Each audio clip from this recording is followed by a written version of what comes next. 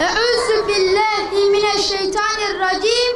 Bismillahirrahmanirrahim. Elhamdülillah. Vessalatu vesselamu ala Resulillah. Kur'an Nesli platformu tarafından düzenlenen Hayat Namazla Güzeldir programının final bölümüne hoş geldiniz. Namaz Allah'a kulluktur. Namaz dinin direğidir. Namaz mutluluktur. لقد صدق الله رسوله الرؤيا بالحق لتدخلن المسجد الحرام إن شاء الله آمنين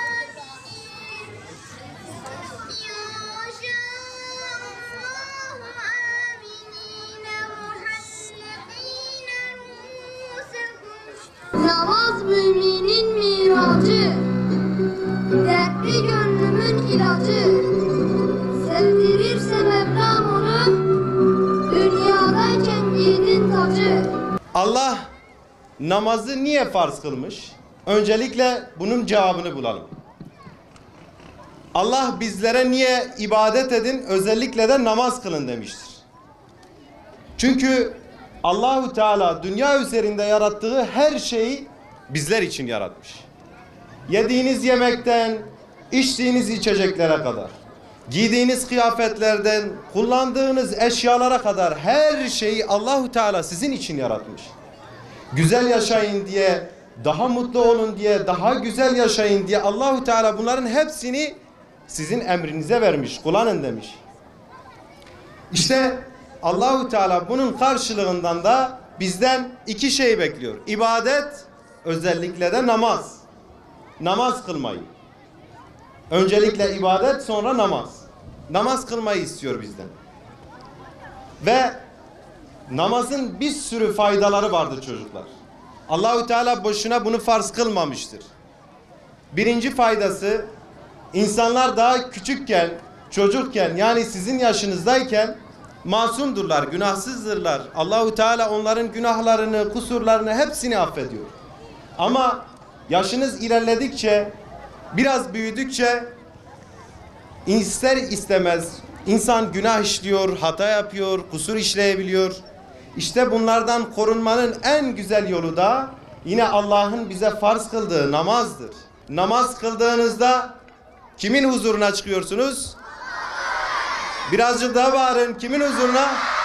Çok güzel. Allah'ın huzuruna çıkıyorsunuz. Sizi yaratan, ananızı, babanızı, kardeşlerinizi, bütün insanları yaratan, yediğiniz yiyecekleri, içtiğiniz içecekleri, kullandığınız bütün her şeyi yaratan Allah'ın huzuruna çıkıyorsun. Tabi burada iş büyüklerimize de düşüyor, velilerimize de düşüyor. Kıymetli velilerim, değerli büyüklerim, abilerim, ablalarım, iş bize de düşüyor.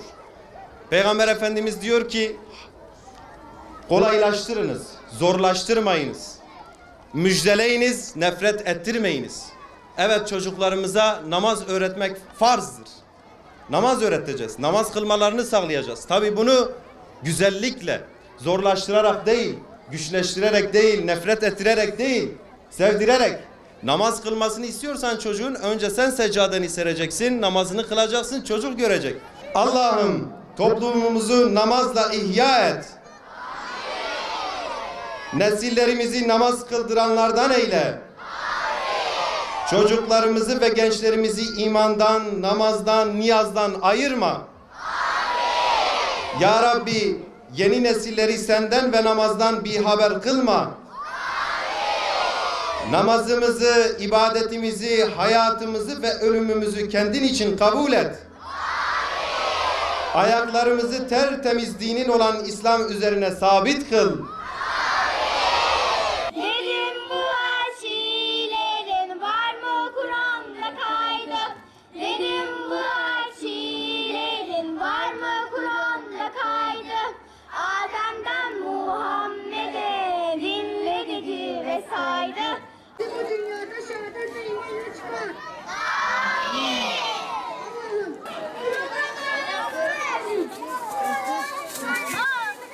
Allah'ım.